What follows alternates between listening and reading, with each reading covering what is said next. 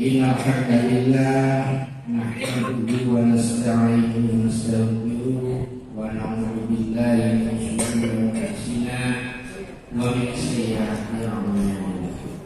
Asyhadu an la ilaha illallah wahdahu la syarika lah wa asyhadu anna Muhammadan abduhu wa rasuluh.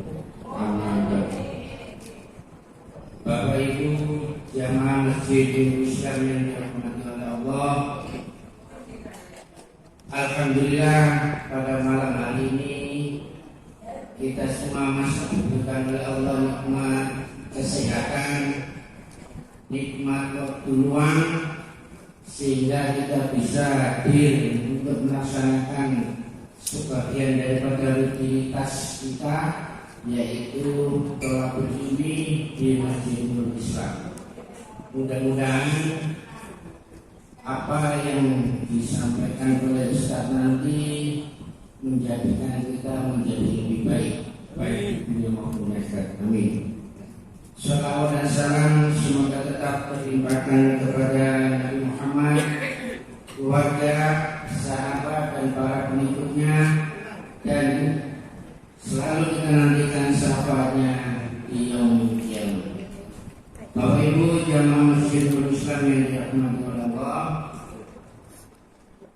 pada pengajian kali ini perlu diketahui bahwasanya takmir tidak membuat undangan secara tertulis, karena takmir mencoba untuk melaksanakan undangan secara digital dan sudah ditempelkan di pengumuman masjid bahwasanya jadwal kajian Masjidil Islam itu sudah ada. Sabtu pertama ada kajian tauhid, minggu Ahad kedua itu kajian yang diasuh oleh Ustaz Muhammad Lutfi, minggu Ahad ketiga subuh dari PCM, dan Ahad keempat itu dari Intel Masjidil Islam. Semoga apa yang sudah dijadwalkan oleh takmir ini selalu diingat oleh semua jamaah, sehingga tidak menimbulkan kesalahpahaman mengenai kajian yang dilaksanakan di Masjidil Islam. Bapak Ibu yang dirahmati Allah, sebelum kita melaksanakan acara, marilah kita buka acara pada malam hari ini dengan bacaan basmalah. Acara selanjutnya yaitu sambutan dari Ketua Takmir Masjidil Islam yang akan disampaikan oleh Ustaz Usman dulu. Bapak beliau kami persilakan.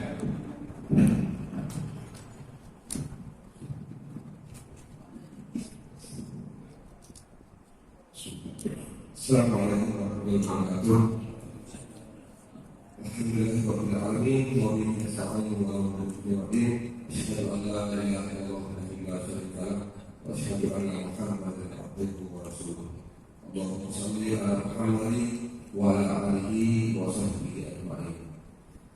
Alhamdulillah, Bapak dan Ibu jamaah pengajian Masjidil Islam yang dirahmati oleh Allah Subhanahu wa taala, bersyukur kepada Allah Subhanahu wa taala atas segala limpahan rahmat, taufik dan hidayah kepada kita semua, khususnya kesempatan dan waktu serta kesehatan yang diberikan kepada kita, sehingga pada malam hari ini kita dapat hadir di tempat yang insya Allah ini bernilai ibadah dan akan dikelilingi oleh malaikat dan akan mendoakan kita karena kita berada dalam majelis ini. Shalawat dan salam semoga tetap tercurahkan ke hamba Nabi kita Nabi Muhammad SAW. Semoga syafaat beliau di yaumul qiyamah nanti akan kita dapatkan karena kita senantiasa untuk bersalawat padanya. Bapak-bapak jamaah Masjidil Islam dan ibu sekalian yang dirahmati Allah Subhanahu wa taala, sebelumnya kami dari Takmir Masjidil Islam mohon maaf yang sebesar-besarnya dan terima kasih kepada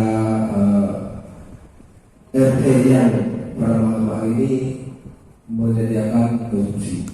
Kami ucapkan terima kasih, semoga amal ibadah kita diterima oleh Allah SWT. Sebagaimana yang disampaikan oleh pembahasan tadi, bahwasanya tidak mengedarkan undangan secara fisik. Gitu. Jadi sebelumnya saya mewakili daripada takmir Masjidul Islam, mohon maaf karena hal demikian. Karena sesungguhnya memang kita ketahui bahwasanya di zaman sekarang ini semuanya hampir serba digital. Jadi kalau Idul Islam ini memang dari dulu selalu memakai undangan yang berupa fisik itu.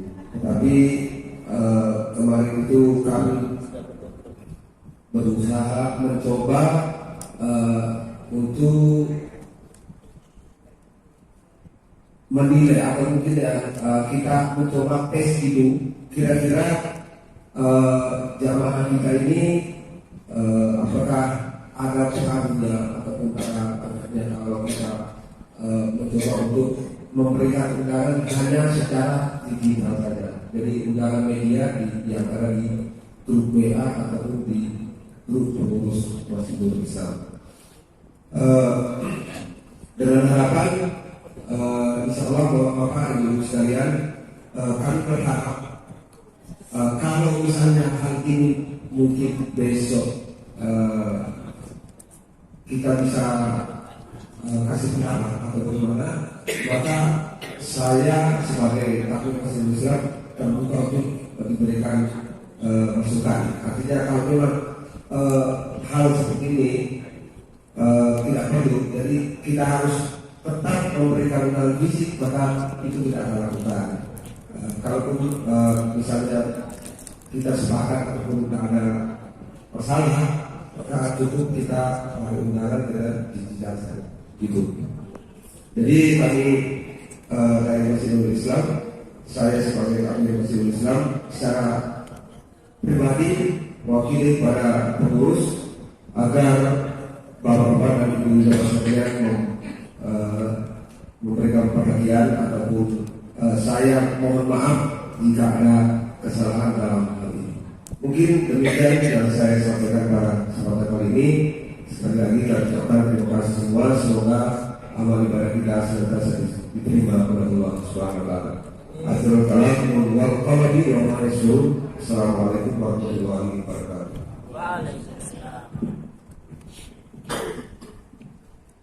Terima kasih kepada Ketua Takmir Masjidul Islam yang telah memberikan sambutannya. Sebelum kita melaksanakan mendengarkan tausiah acara kali ini, perlu diketahui bahwasanya acara ini atau pengajian pada malam ini bisa dilihat di channel YouTube-nya Masjidul Islam. Insya Allah nanti setelah acara ini, setelah pengajian ini, akan kita kirim di grup masing-masing jamaah untuk melihat kembali apa yang telah disampaikan oleh Ustaz Muhammad Lutfi. Tapi pesannya dari Pak Saudara Diki, kalau bisa nanti kalau channel YouTube-nya sudah dibagikan, tolong di subscribe dan di like. Itu pesan dari Bapak Diki selaku humas dari Masjidul Islam. Acara selanjutnya yaitu tausiah yang akan disampaikan oleh Ustaz Muhammad Lutfi, yang sekiranya tadi adalah temanya Sirah Nabawi diganti dengan peran umat Islam dalam kemerdekaan. Kepada Ustaz Muhammad Lutfi, silakan.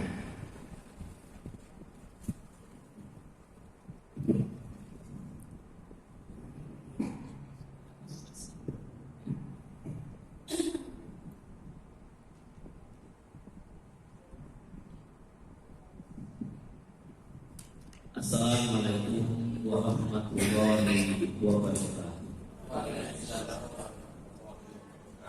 Alhamdulillahilladzi arsala rasulahu bil huda wa dinil haq liyudhhirahu 'ala dini kullihi walau karihal musyrikun. Asyhadu an la ilaha illallah wahdahu la syarika lah. Wa asyhadu anna Muhammadan abduhu wa rasuluhu la nabiyya ba'dahu.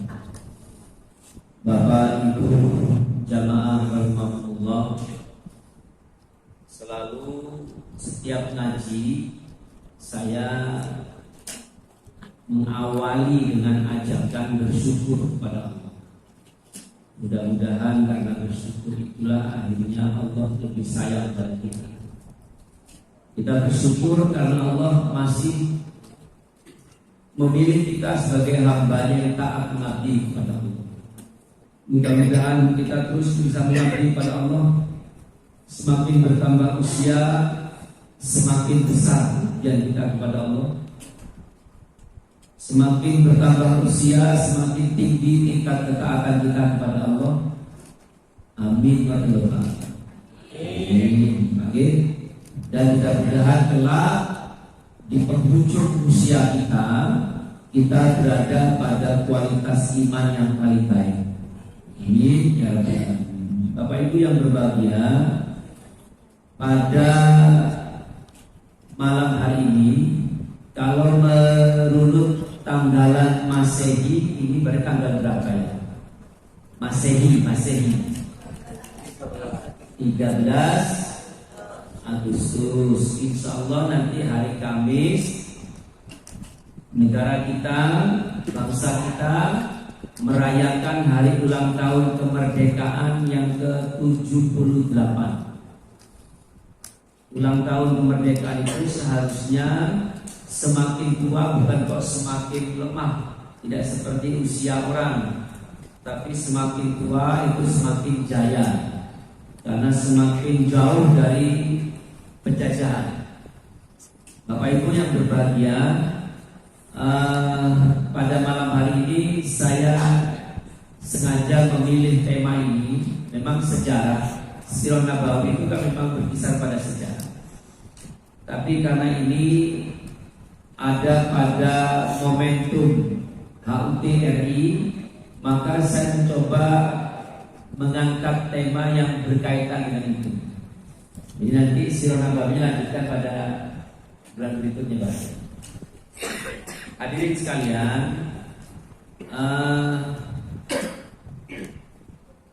kalau kita menikmati kemerdekaan seperti sekarang, kita ini harus tahu Pak, siapa yang berjuang memerdekakan kita ini.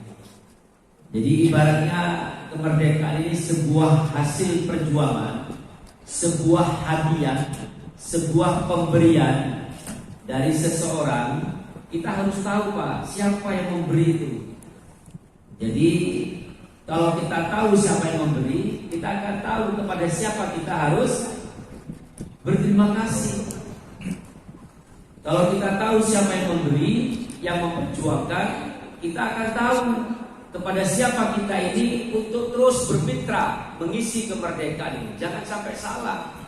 Ya, si A yang telah berjuang memerdekakan republik ini, tapi setelah merdeka kita justru malah berkongsi dengan si B. Ya. Oleh sebab itu, mari kita lihat sejarah ini. Mohon maaf, saya tidak merujuk pada buku sejarah yang ada di sekolah-sekolah. Saya banyak membaca buku, dan salah satu dari buku yang saya baca itu adalah buku Api Sejarah, dua jilid Pak, tebal, kira-kira segini tebalnya Pak, dan saya sudah hafal. Ya, Mansur pengarif Mansur siapa ya, Kertanegara kalau misalnya. Dan itu kebetulan memang saya baca profil dari penulis itu syarat kental berlatar belakang Muhammad. Hadirin sekalian, satu kalimat yang perlu Bapak Ibu garis bawahi, diingat baik-baik kalimat ini, diingat baik-baik. Sebelum penjajah masuk ke Indonesia, penjajah masuk ke Indonesia tahun berapa?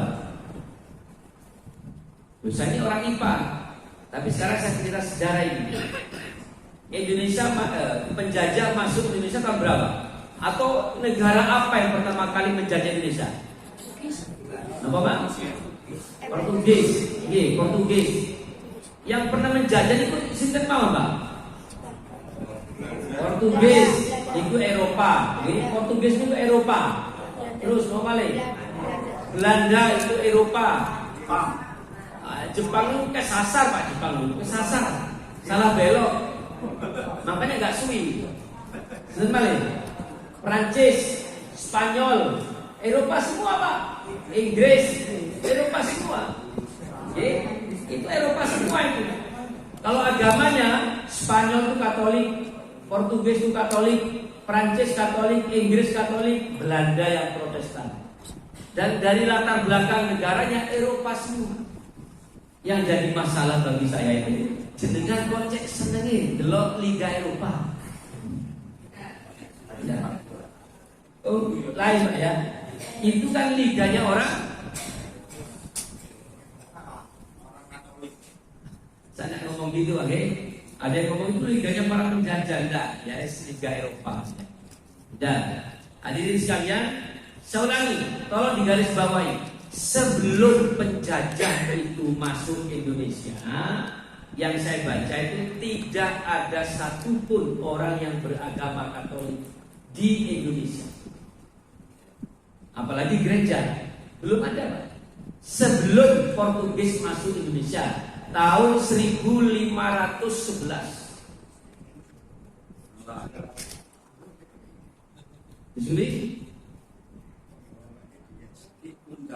Di zaman itu ya 90% masyarakat Indonesia beragama Islam.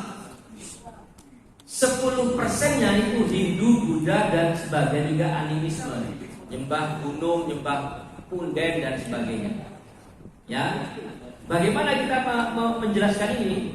Mulai abad ke-7, Pak. Mulai abad ke-7. Abad ke-7 itu tahun berapa? 600. Tahun 600 sampai 699 sekian, itu abad ke-7. Begitu masuk tahun 700, itu berarti abad ke-8. Berarti sekarangnya abad ke berapa? Abad 21. Karena tahunnya tahun 2023. Saya ini sudah pernah mengalami 2 abad. Ya, orang yang lahir tahun 60-an, 19 sekian, itu kan pernah mengalami abad 20 dan sekarang masuk abad 21. Di Aceh itu ditemukan makam seorang ulama yang meninggal di tahun 694. Soalnya lagi, ulama ini meninggal tahun 694. Lah itu berarti kan awal kenabian Muhammad. Muhammad diutus menjadi nabi itu kan tahun-tahun 600 itu. Artinya apa? Ketika awal kenabian Muhammad Rasulullah, sudah ada duta, sudah ada pendakwah yang dikirim ke Aceh, ke Indonesia. Khususnya di Aceh. Itu tahun belum ada kerajaan Pak itu Pak. Itu tahun 600 sekian. Sudah ada utusan dari Muhammad Rasulullah untuk berdakwah ke Indonesia termasuk di Aceh. Makanya ada makam ulama yang meninggal di tahun 694 itu. Dan itu yang akhirnya menjadi cikal bakal dari berdirinya kerajaan Islam pertama di Aceh. Kerajaan apa? Samudra Pasai. Samudra Pasai. Ada lagi kerajaan Aceh Darussalam. Itu Pak tahun 1200 sekian. 1200 sekian itu berarti abad 13. Itu tidak hanya di Aceh. Di Jawa itu juga ada Pak kerajaan-kerajaan Islam. Ada kerajaan Demak. Sinten Pak rajanya? Raden Patah. Itu tahun 1300. Berarti kan abad 14. Ada kerajaan Pajang. Kerajaan Pajang, rajanya itu Sultan Hadiwijaya yang biasa disebut dengan Joko Tingkir, gitu kan? Ada kerajaan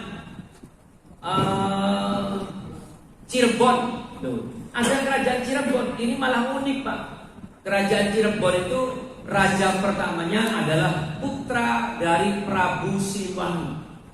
Prabu Siliwangi itu beragama Hindu. Naksir seorang hafidhoh. Naksir seorang perempuan yang hafal Quran. Namanya Nyai Subang Larang. Nyai Subang Larang walaupun dilamar oleh seorang prabu, tidak mau. Dia kepingin suaminya itu beragama Islam. Maka masuklah Prabu Siliwangi ya sebagai mu'alaf, masuk dalam agama Islam.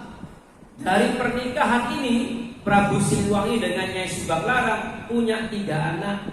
Yang pertama adalah seorang laki-laki bernama Walang Sungsang, lahir tahun 1423.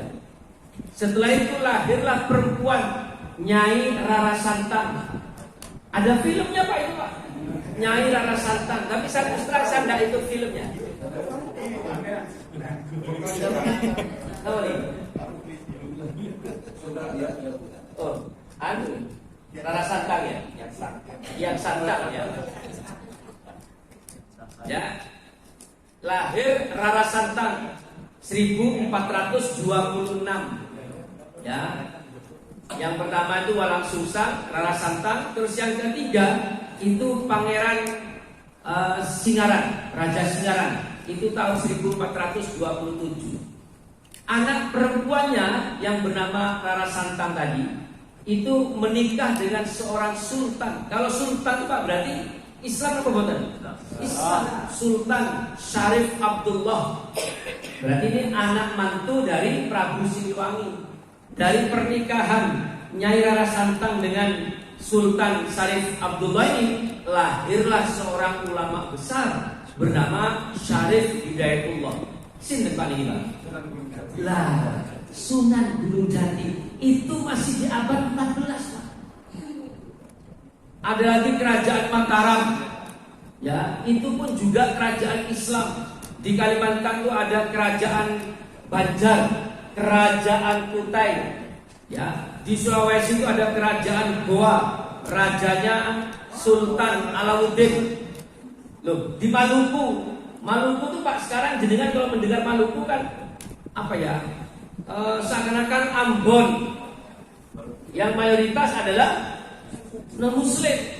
Maluku itu Pak ada Kesultanan Ternate, Kesultanan Tidore, bahkan yang namanya Kesultanan Bacan Pak, itu sampai ke Papua Pak.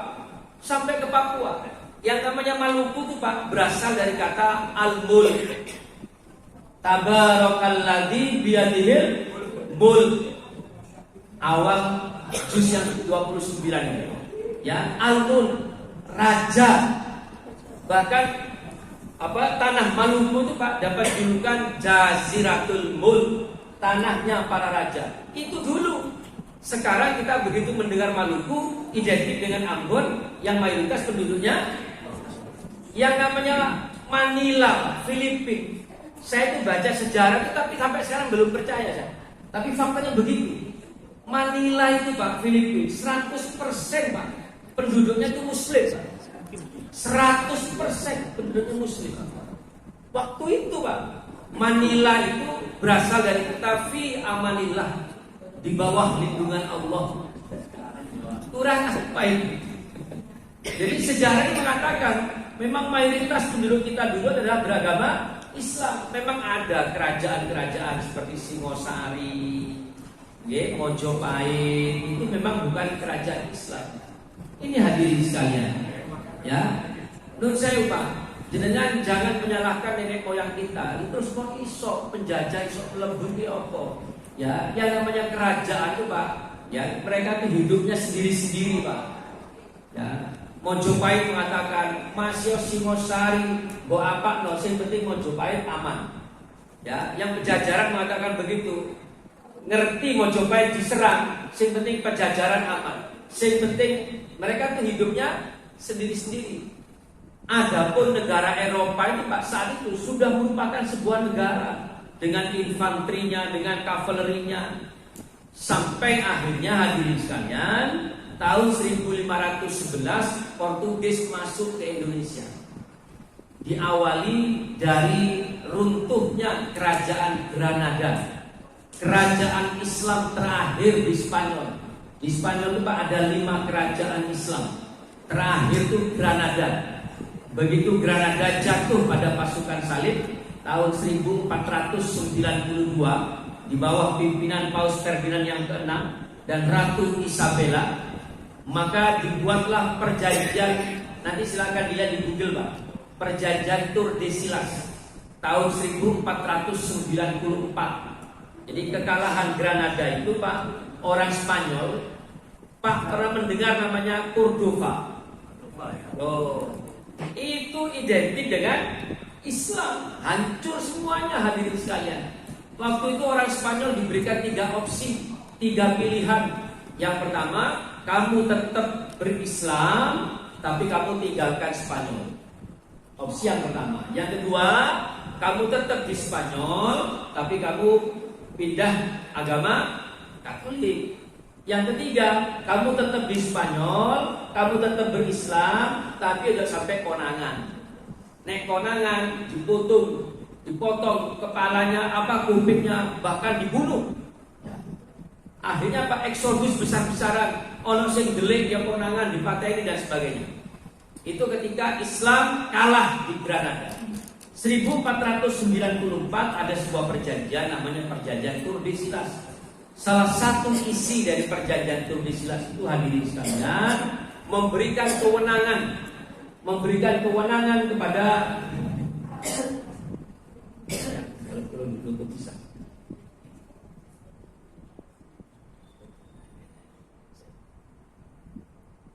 jadi memberikan kewenangan kepada 2 negara yang membantu perang salib itu, ya, negara Katolik yaitu Spanyol dan Portugis. Jadi Spanyol itu Pak diberikan kewenangan untuk melakukan ekspansi ke wilayah barat. Mana barat itu ya? Eropa, Amerika. Amerika belum ada apa-apanya Pak. Belum jadi sebuah negara Amerika itu tahun itu. Ya. Sedangkan Portugis diberikan kewenangan untuk melakukan ekspansi ke wilayah timur. Mana timur itu? Ya India, ya Asia, ya Cina, dan sebagainya. Nah, hadirin sekalian, masih ingat apa misinya? Sana Pak, kelihatan jam ada. Apa misinya? Misinya Portugis sama Spanyol dikirim ke seluruh dunia, masih ingat? 3G, masih ingat 3G apa? Ini lo ngaji gak ditulis nih, gak ditulis ada yang katakan untuk bisa bantu. Bisa oleh sendenan, selonjoran, lumburin pas sore kipas angin, oh pun gak bablas. Napa bu? 3G, napa 3G dulu? Good, glory, gospel. Good itu artinya mencari emas. Ya, walaupun yang didapatkan adalah rempah-rempah, tapi kan nilai jualnya kan tidak kalah dengan emas.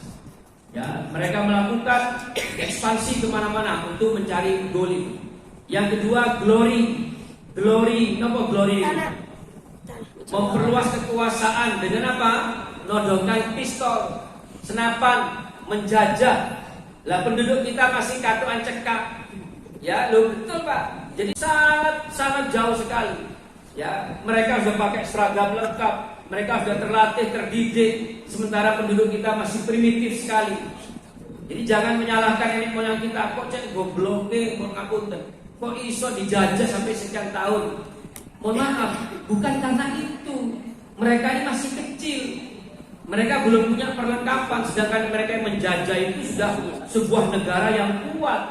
Yang namanya Jenderal Alfonso masuk ke Indonesia itu Pak, bukan hanya 1-2 perahu Pak, puluhan bahkan mungkin ratusan kapal perang. Mana ada kerajaan yang bisa melawan ini? Betul nggak Pak Ibu? Jadi memang ya sudahlah, memang Allah berkehendak begitu. Sudah. Hadirin sekalian, 10 tahun Spanyol ke barat tidak dapat apa-apa Pak. Akhirnya Spanyol masuk juga ke Indonesia tahun 1521, ikut menjajah yo Portugis yo Spanyol. Nah sekarang pertanyaannya, di manakah Belanda? Belanda saat itu jadi kurir. Jadi kurir Pak. Jadi seperti JNE loh Pak. Jadi barangnya Portugis dibawa ke Eropa, yang bawakan sih dan Belanda. Cerita Belanda ini ke ratunya, Bu Ratu, enak di Indonesia itu Bu Ratu. Sing nandur ya wong Indonesia, sing ngeramut ya sing wong Indonesia, tapi sing ngepek hasil wong Portugis. Ini melok pun pisan ae. Nah, akhirnya Pak, kan memang begitu penjajah ini. Ya, yang nanem kita, sing ngeramut ya awak dhewe, sing jogo awak dhewe bareng panen kene koyo kene iki kerjane sapa padahal dhek sing duwe iku ya awak dhewe.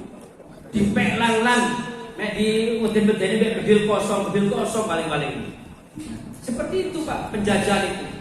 Nun sewu Pak, yang dibangun di Belanda itu boleh jadi itu hasil dari kan seperti itu hadirin sekalian. Sampai akhirnya apa? Belanda tertarik Pak. Maka masuklah Belanda sebagai penjajah tahun 1596. Ulangi 1596 sampai 1942. Lamanya berarti berapa? 346 tahun, dibulatkan jadi 3,5 abad menjajah. Bu jangan geleng-geleng. Ibu katakan kakek itu masih kurang Pak. Sampai kesel ngomong kakek itu masih kurang. Karena apa? Total dengan Portugis 1511 sampai 1945 itu kurang lebihnya hampir 450 tahun Pak. Kalau satu generasi itu 25 tahun, kalau satu generasi itu 25 tahun, kurang lebihnya 17 sampai 18 generasi. Kakek, 7 generasi, 8 generasi. Padahal 18 generasi dijajah oleh negara luar itu. Sampai akhirnya hadirin sekalian, Bapak Ibu perhatikan pelan-pelan. Sampai akhirnya Allah itu menghadirkan jalan keluar, menghadirkan kemenangan. Di awal tahun 1900, banyaklah ulama-ulama itu yang pergi haji Pak. Ulama-ulama itu pergi haji ke Mekah. Orang haji dulu Pak tidak sama seperti sekarang. Ya, orang haji dulu itu bukan kok 40 hari seperti sekarang, 4 bulan, 6 bulan. Lah mereka itu begitu sampai di Mekah, mereka itu curhat, cerita kepada ulama-ulama di Mekah. Negeri kami itu dijajah oleh orang kafir sudah ratusan tahun. Kakek-kakeknya kami itu sudah mulai dulu dijajah. Negeri kami cuma diambil untungnya tok. Ini hadirin sekalian. Akhirnya apa?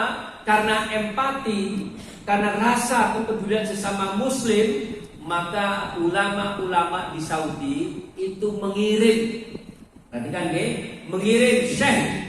Syekh itu bisa disebut sebagai imam sholat. Syekh itu bisa disebut dengan orang tua. Syekh itu bisa disebut juga dengan ulama. Ya, yang saya sebutnya adalah ulama. Ya, dikirim ke Indonesia.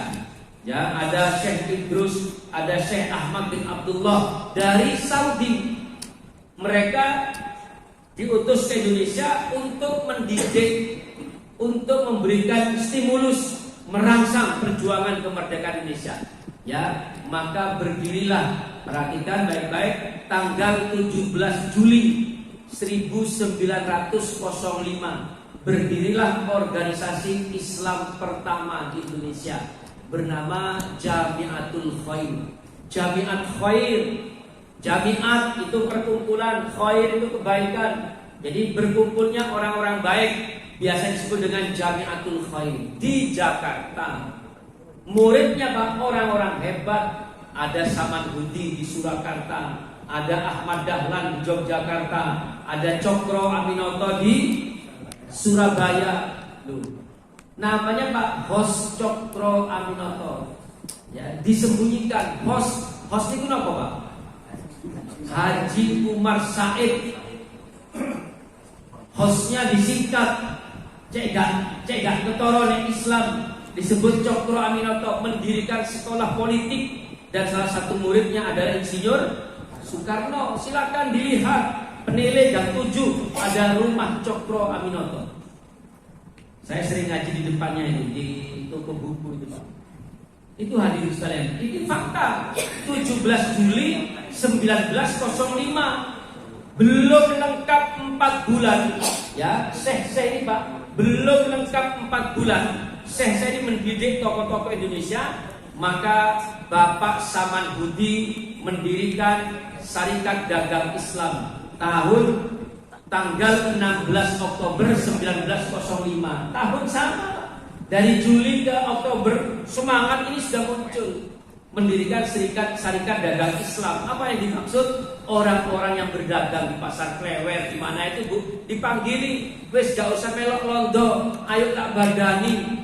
Orang-orang saudagar Islam itu, Pak, dikumpulkan, Pak, dimintai sumbangan dana, lalu dipakai sebagai modal kepada pengusaha-pengusaha pribumi. Gak usah melok londo, ayo gabung awak dewe, diurus dewe, diopeni dewe, engko batinnya pitung dewe. Seperti itu, Pak, Syarikat Dagang Islam. Ya, akhirnya Belanda mulai kebakaran jenggot. Masuk Belanda gak ono sing jenggotan. Mulai kebakaran jenggot, mulai khawatir. Maka didirikanlah sebuah organisasi tandingan. Organisasi tandingan ini, Pak, diurus oleh priai-priai Jawa, oleh elit-elit masyarakat Jawa, dengan namanya hampir sama dengan Jamiatul Khoim. Namanya, Pak, Budi Utomo. Tadi baru tahu. Saya juga baru tahu, Pak. Ternyata ini memang dipakai untuk apa? Sebagai tandingan. Ini hadirin sekalian. Tapi apa? Gerakan Islam sudah terlanjur masif. Ya, tokoh-tokoh sudah terlanjur bergerak kemana-mana. Maka pada tanggal 18 November 1912 berdirilah organisasi Islam. Apa namanya? Muhammadiyah. Tanggal 18 November 1912. Tidak lama dari itu, pada tanggal 21 April 1917 berdirilah organisasi Islam wanita. Pertama namanya Sopo Trisno. Bapak nih, Pak. Lagi Sopo Trisno itu sekarang sudah nggak ada. Sudah menjelma menjadi apa? Aisyah ini Sopo Trisno dulu namanya. 21 April 1917. Maka pada tanggal 12 September 1923 di Bangil berdirilah apa? Persatuan Islam, disingkat dengan Persis Bangil. Tokoh sentralnya Hasan. Panggil tanggal 31 Januari 1926 berdirilah Nahdlatul Ulama dengan tokoh sentralnya Hasyim Asy'ari. Di Ponorogo itu ada seorang kiai bernama Anom Besakit. Itu melahirkan 3 ulama besar, 3 kiai. Ya, yang pertama Kiai Abdullah Sahal, yang kedua Kiai Zainuddin Fanani, dan yang ketiga Kiai Ahmad Zarkasi. 3 bersaudara ini, Pak, akhirnya mendirikan pondok pesantren modern Gontor Darussalam. Di mana? Di Ponorogo. Sudah terlanjur masif ini, sudah kemana-mana. Sampai akhirnya hadirin sekalian, berkat rahmat Allah yang Maha Kuasa dan jangan didorongkan oleh keinginan yang luhur. Mau saya teruskan pembukaan Undang-Undang Dasar? Ya. Maka pada hari Jumat, ingat baik-baik, hari Jumat, hari Jumat tanggal 9 Ramadan 1364 bertepatan dengan hari Jumat tanggal 17 Agustus 1945. Hari Jumat, Pak. Siapa yang milih hari Jumat kalau bukan orang Islam? Ya, Sayyidul Ayyam Yaumul Jum'ah. Sebaik-baik hari adalah hari Jumat. Dan di bulan Ramadan wayah poso. Kalau bukan orang Islam, ya, di Jalan Pegangsaan Timur nomor 56. Pak, mohon maaf, saya waktu kecil seperti adik ini Waktu kecil, SD, SMP, saya pikir Pegangsaan Timur 56 itu Pak, stadion. Saya pikir alun-alun. Ternyata apa? Rumah. Mana ada alun-alun punya alamat? Mana ada stadion ada nomor rumahnya? Pegangsaan Timur nomor 56. Rumahnya orang Arab keturunan Yaman bernama Syekh Faras bin Marta, yang biasa disebut dengan Pak Faras Marta. Faras Marta. Sampai sekarang Pak, keluarga Marta itu ada. Sampai sekarang. Syekh Faras bin Marta ini hadirin sekalian punya rumah banyak, pengusaha, masih muda waktu itu Pak. Dihibahkan kepada Pak Karno, dihibahkan ke bangsa Indonesia. Rumahnya di Pegangsaan Timur 56 sebagai tempat untuk apa? Deklarasi itu. Proklamasi. 1 hari sebelum deklarasi, Pak Karno itu Pak sakit. Sama Pak Faras Marta itu Pak diberikan madu, namanya madu siger. Pohon siger itu ada di surah Sabah, surah yang ke-34. Ini hadirin sekalian. Nah, saya pikir ini siapa Pak? Ternyata ini orang Arab yang punya rumah itu. Ya, Pak Faras Marta ini punya adik bernama Muhammad Marta. Pak Muhammad Marta punya anak bernama Yusuf Marta. Sampai sekarang Pak Yusuf Marta ini ada. Jadi ketua Presidium Alumni 212. Sampai sekarang masih ada hadirin sekalian. Ini hadirin sekalian. Pak, jenengan bahkan Pak Nun Sewu di tahun 1928, perhatikan baik-baik. Halo. 1928 itu ada sebuah perkumpulan namanya Persatuan Arab Indonesia. Lupa? Persatuan Arab Indonesia. Mereka itu membaiat diri, mendeklarasikan pokoknya Arab yang tinggal di Indonesia itu harus berjuang untuk Indonesia. Mereka sudah tidak perlu lagi membesar-besarkan keluarga negaranya sebagai orang Timur Tengah. Kalau sudah tinggal di Indonesia, maka bangsanya adalah bangsa Indonesia. Mereka harus berjuang untuk Indonesia. Itu Persatuan Arab Indonesia. Bapak tahu siapa ketua pertamanya? Abdurrahman Baswedan. Siapa itu Pak? Siapa itu? Abdurrahman Baswedan. Biasa disebut dengan AR Baswedan. Sudah Pak? Sudah Bu? Loh, ojo kampanye loh ya. Sudah Pak? Loh, ojo kampanye loh ya.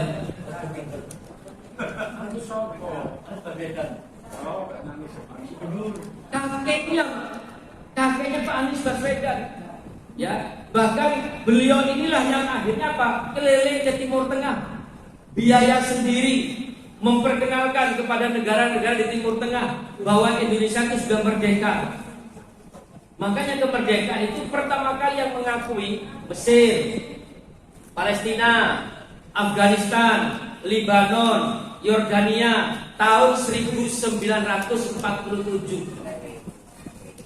Amerika kemana? Eropa kemana? Lu Eropa iso balik. Wong enak menjajah, gak melok nandur, gak melok ngaramut oleh Bardinek tok. Iso balik. Itulah hadirin sekalian.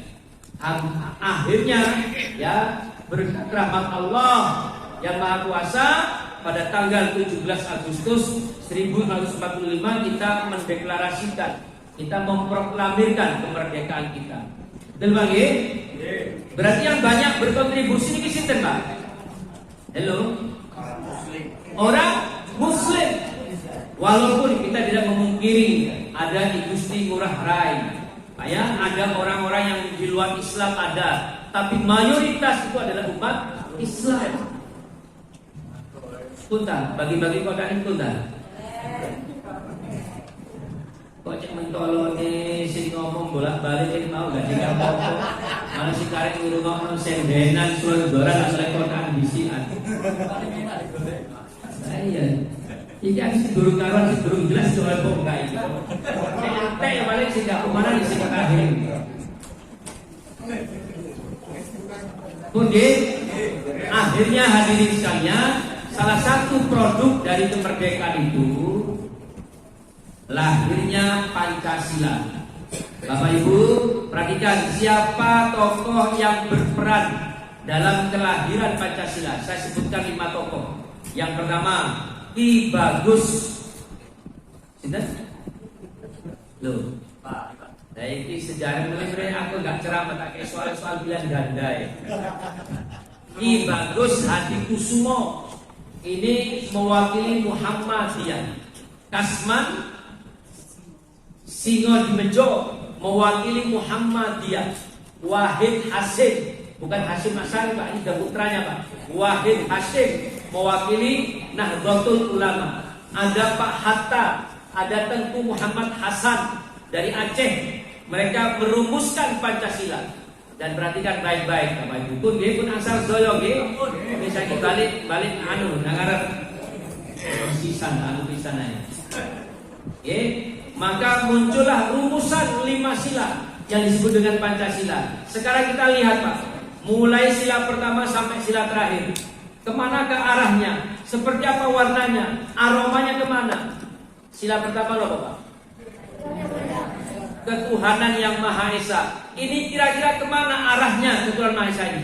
Adakah agama yang Tuhannya satu? Ada nggak agama yang Tuhannya satu? Kristen dengan trinitasnya, Hindu dengan trimurtinya, dengan semerep trimurti. Sebelah geraha dulu. Ada tripetakannya, triwedana, ya bukan?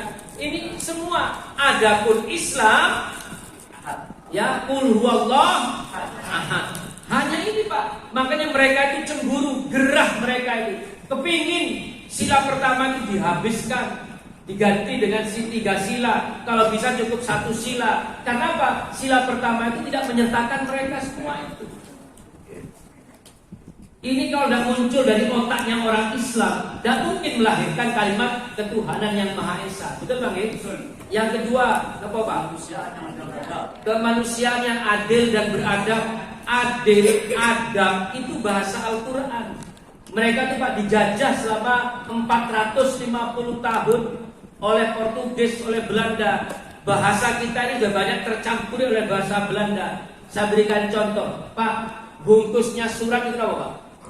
Amplop, amplop katanya Pak Usman. Padahal itu bahasa Belanda, envelope. Oke, Pak, yang listrik itu apa Pak? Aning, itu bahasa Belanda. Air terjun kecil, bendungan apa Pak? Dan makanya di Belanda ada Amsterdam, itu bahasa Belanda. Yang lebih mendarah daging itu bahasa Belanda. Tapi mengapa mereka menggunakan bahasa Arab? Adil, i'dilu huwa aqrabu littaqwa. Berbuatlah adil agar kamu lebih dekat kepada ketakwaan. Bahasa Arab. Adab itu juga bahasa Arab. Al-adab fawqa ilmi. Ya, adab, budi pekerti, akhlak itu lebih utama daripada ilmu. Mereka menggunakan bahasa Arab, padahal mereka sudah terintervensi lebih banyak diintervensi oleh bahasa Belanda. Kalau bukan otaknya orang Islam, tidak mungkin hadirin sekalian. Persatuan Indonesia, bahasanya jelas bahasa Indonesia, tapi inspirasinya, semangatnya dari Al-Quran. Waqtasimu bihablillahi jami'an wa la tafarraqu. Berpegang teguhlah kamu pada tali agama Allah, wa la tafarraqu, dan janganlah kamu bercerai-berai. Al-Quran yang dipakai Pak sebagai pendekatan oleh tokoh-tokoh kita ini. Betul ya? Sila keempat, kerakyatan. Rakyat itu bahasa Arab. Bahasa Arab Pak. Hikmah itu bahasa Arab. Musyawarah itu bahasa Arab. Di Al-Quran itu ada surah bernama As-Surah. Musyawarah bahasa Arab. Wasawirhum fil amri fa'idha azamta fatawakkal 'ala Allah. Bermusyawarahlah kamu dalam setiap urusan fa'idha azamta, dan apabila diambil keputusan fatawakkal 'ala Allah, bertawakallah kepada Allah. Itu hadirin sekalian, itu semua adalah bahasa Arab, termasuk sila yang kelima. Adil juga, sosial juga, itu semuanya adalah rujukan dari tokoh-tokoh Islam. Lalu sekarang Bapak memperingati HUT RI dengan cara apa? Seandainya para pahlawan Pak Bu bisa bangun, terus melihat bagaimana anak putune, ya, anak cucunya memperingati HUT RI hanya dengan joget-joget. mungkin nangis gak koyok ngene nah karepku aku ki rela mati, rela miskin, saya tuh rela tidur di hutan, gak pulang-pulang ke rumah demi berjuang untuk kemerdekaan. Bukan kok agar kamu bisa joget-joget di atas panggung, bukan. Biar kamu bisa belajar dengan baik, biar kamu bisa bekerja dengan baik, biar kamu bisa ibadah dengan baik. Itu maksudnya hadirin. Hati-hati ya. Bersyukur itu adalah melaksanakan, memanfaatkan sesuai dengan titipan Allah. Mata kita ini diberikan oleh Allah untuk melihat yang benar. Kalau kita gunakan untuk hal yang tidak baik, maka itu bukan bersyukur. Maka jangan salahkan kalau akhirnya kita mungkin sakit atau cacat dan sebagainya. Kaki kita diamanahkan oleh Allah agar kita pakai untuk jalan yang bagus. Dipakai yang tidak bagus, jangan salahkan kalau akhirnya kita tidak sehat. Diberi kemerdekaan ya untuk itu, agar kita bisa ngaji dengan bagus, bisa belajar dengan bagus, bisa taklim. Bapak Ibu mohon maaf. Jadi kan coba lihat sejarah ya. Sebelum tahun 2011, Pak, yang namanya Suriah, sekarang Syria adalah Suriah, itu seperti surga yang Allah munculkan di permukaan bumi. Indahnya luar biasa, makmur hidup. Saya masih ingat Pak Amin Rais itu waktu ceramah di Unmu Surabaya, dia tuh ke Suriah, dia ngomong sama anaknya, nah nanti kalau kamu sudah turun di Suriah, kamu cari, kalau kamu menemukan orang ngebis, nanti sama bapak mau dibayar berapa, pokoknya berapa gitu. Saking makmurnya Pak Surya, saking makmur. Sekarang hancur dan karu-karuan. Jangankan mereka bekerja Pak, taklim seperti jenengan sekarang itu mereka susah. Nanti di musim dingin, Desember, Januari itu kan dingin Pak.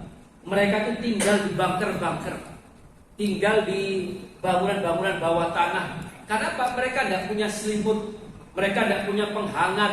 Ya mereka ini sembunyi, berkubang seperti binatang-binatang itu. Majelis ulama itu Pak menghalalkan semua apapun boleh dimakan. Singa, anjing boleh dimakan. Karena sudah tidak ada perbekalan. Akhirnya muncul kan permintaan kemana-mana atas nama Suriah, mohon bantuan kemana-mana. Lah Indonesia ini bagaimana? Bapak bebas, sholat berangkat pagi-pagi, si petang melaku ya aman, ya awan-awan ya aman, sholat di mana-mana kita tenang. Tadi saya begitu Embong Malang macet, saya langsung belok ke Masjid Dakwah. Di Embong Malang langsung sholat. Mau macet Banyu Kedunggoro juga macet.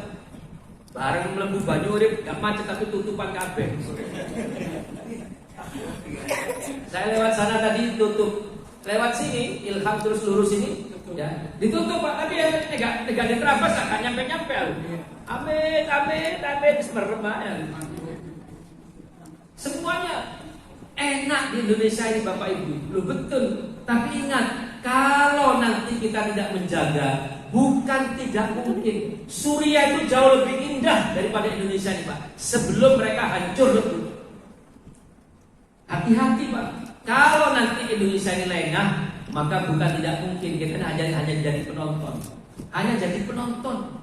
Nanti anak cucu kita ngerasani mbah-mbahku biyen ku lha opo ae. Wis ngerti negara iki dipek kok sing dijuwarno ae. Sing dibahas masalah kunut. Sudah selesai Bapak Ibu. Betul nggih? Sudah selesai. Yang yakin kunut silakan sholat dengan kunutnya. Jenengan tidak pakai kunut di turun Islam. Tidak pakai kunut kan Pak? Tapi jenengan bisa tidak sholat di masjid ada kunutnya? Bisa Pak. Orang yang pakai kunut sehari-hari bisa tidak sholat di masjid Nurul Iman? Bisa. Bisa Pak. Lah ada masalah apa? Selesai. Jangan mau kita ini dipecah-pecah. Jangan mau. Yang mau tahlilan silakan, tidak ada masalah. Jenengan bisa ngerewangi beber kloso mau ikut silakan. Saya di sekolah ini hadirin dan Bapak Ibu di sekolah itu ya yang ngatur sholatnya saya. Sebelum sholat itu yang ngatur teman-teman yang tidak sama dengan saya. Tidak ada masalah Pak. Wes aturan. Saya penting sholatnya podo Pak. Mulai takbir sampai salam itu podo Pak. Jadi sholat. Di luar itu sampai mau puji-pujian, di luar itu mau doa dikeraskan terserah jenengan. Yang penting dari takbir sampai salam itu sama. Itu sholat. Di luar itu terserah. Agar apa? Agar kita tidak terpancing dengan perbedaan. Ya, sekarang ini sudah bukan waktunya untuk mengangkat perbedaan. Kita waktunya untuk apa? Mempererat persamaan kita. Selama Allahnya sama, selama kitabnya sama, selama nabinya sama, itu adalah Islam. Selebihnya adalah kekayaan yang patut kita hormati. Dan itu sudah ada sebelum kita lahir, Pak. Sampai kita meninggal tidak akan habis itu. Kalau kita terus-terusan begitu, kita akhirnya dibuat mati apa? Sengaja kita seperti jangkrik, diurik-urik terus. Kita akhirnya apa? Gontok-gontokan terus. Akhirnya apa? Mereka yang mengambil kemenangan, mereka yang mengambil keuntungan. Betul Bang? Sudah selesai. Mau silakan. Jadi kan jangan ragu-ragu. Memang tidak boleh. Oh, sekali-sekali pakai kunut, sekali-sekali tidak. Jangan begitu. Silakan. Masjid ini pakai kunut. Yang mau sholat sini ya ini ya. Sana ada pakai kunut. Yang mau sholat ya seperti itulah. Tidak usah dicampur baur. Dan kita loh di mana-mana. Saya safar. Saya berhenti dimanapun. Ya, saya tarik istri saya tarik anak saya mas sholat di tiang. Tidak usah. Ya. Yang penting mulai dari takbir sampai salam sama pasti sholat. Itu namanya sholat. Sebelumnya dan setelahnya itu bukan bagian dari sholat. Ini hadirin sekalian. Jangan mau dipecah belah. Sampai akhirnya, sampai kapanpun kita akhirnya terus bermusuhan. Betul Bang? Di masyarakat saling bantu, ya, saling menyapa, saling membantu, saling menolong. Karena apa? Nanti kelak kita tidak akan ditanya, mohon maaf Pak, Muhammadiyah itu berdiri tahun 1912, NU 26. Lah Rasulullah meninggal itu sekian ribu tahun yang lalu. Jadi ini semua sama-sama bukan rekomendasi dari Muhammad, dari Muhammad Rasulullah. Rasul tidak pernah menitipkan Muhammadiyah dan NU, tidak pernah. Jadi ini sudah perkembangan. Betul lagi? Apalagi terus menyesat-nyesatkan sesat bid'ah, itu sudah bukan zamannya Pak. Kalau panitia akhirat ya. Belum ngerti-ngerti yang isi akhirat. Sama Pak. Saya yakin Pak. Wong saya pengurus Muhammadiyah. Saya yakin. Tapi tanpa harus menyalahkan yang lain. Kalau tidak yakin saya keliru. Wong saya pengurus. Saya yakin. Tapi saya tidak perlu menyalahkan orang lain. Yang saya juga yakin. Mereka juga tidak perlu menyalahkan yang lain. Itulah akhirnya apa? Tidak akan ada orang lain masuk ke tengah-tengah kita. Sehingga kita akhirnya bersatu.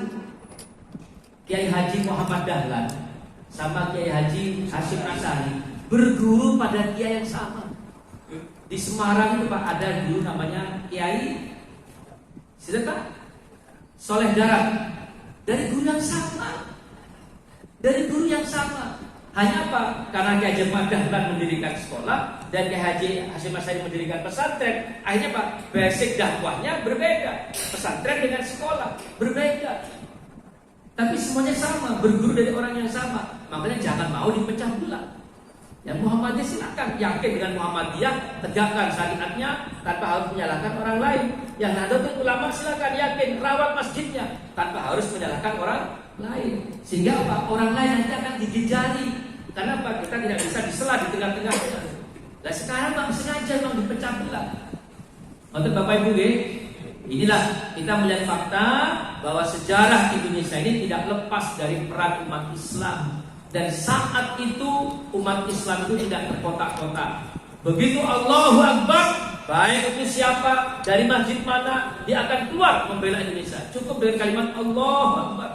Bukan usolli, bukan apa, bukan. Allahu Akbar langsung keluar. Akhirnya Indonesia ini merdeka. Saya rasa mungkin itu yang dapat saya sampaikan Bapak Ibu. Mungkin ada pertanyaan, saya persilakan. Yang mudah-mudah jangan yang sulit. Hidup saya sudah sulit. Mungkin mau diperhatikan dulu Mas. Cukup ya? Cukup? Baik, demikian hadirin sekalian, semoga manfaat. Kita terus belajar, kita terus taklim, kita terus mendengarkan tausiah, pengajian, dan ini membuat kita semakin bagus kualitas iman kita. Amin ya rabbal alamin. Terima kasih. Kita akhiri dengan tahmid dan doa kafaratul majelis. Lagi nih. Ya, kita akhiri dengan tahmid dan doa penutup. Jadi kalau Pak Usman tidak ngerti bahasa kafaratul majelis, ini doa penutup, doa bangkit dari majelis. Ya, kita akhiri dengan tahmid dan kafaratul majelis. Alhamdulillahirabbil alamin. Subhanakallahumma wa bihamdika asyhadu an la ilaha illa anta astaghfiruka wa atubu ilaik. akhiri. Wassalamualaikum warahmatullahi wabarakatuh.